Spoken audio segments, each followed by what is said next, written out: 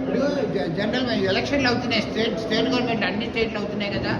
So ఒక 5 ఏళ్ళ తర్వాత రూల్ ఏంటి, ఒక 5 ఏళ్ళ తర్వాత కొత్త కమిటీ రావాలి, కొత్త ఎలక్షన్ కావాలి. సో ఈ ప్రజెంట్ ఉన్న వాళ్ళు చేయబుద్ధి కాదు, అలాగా పోస్ట్పోన్ చేస్తూ ఉంటారు. వాళ్ళకి అన్నీ ఉంటాయి కదా, అరే ఇంకా అన్ని పనులు చేస్తే ఓట్లు వస్తాయి మాకు అది ఇదని.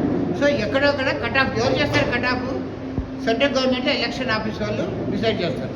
ఈ ఆంధ్రప్రదేశ్లో ఇప్పుడు చేయాలి, తెలంగాణలో చూడండి ఆ జనరల్ బాడీలో చేస్తారు.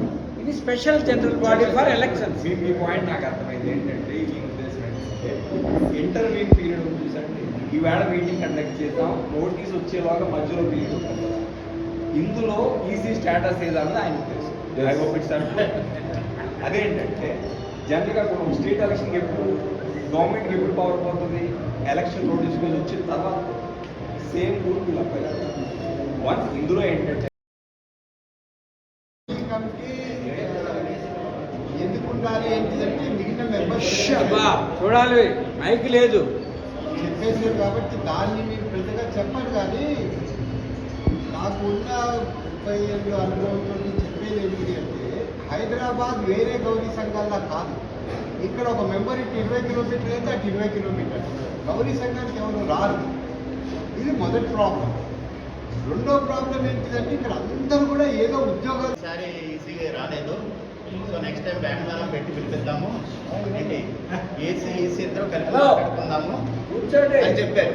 ఓకేనండి, ఈసీ కలిపి ఎంతమంది ఉంటారు చెప్పండి, ఇద్దరు కలిపి టోటల్ స్ట్రెంగ్త్ అది 12 ప్లస్ ఏసీ 19. 19లో 15 మంది ఎలక్షన్ వద్దు, 4 ఎలక్షన్ కావాలంటే ఏం చేస్తారు చెప్పండి. ఎలక్షన్ కాదన్నారు, ఎలక్షన్ కాదు అన్నారు అని మీరు స్ట్రాంగ్ గా ఉండగలరా?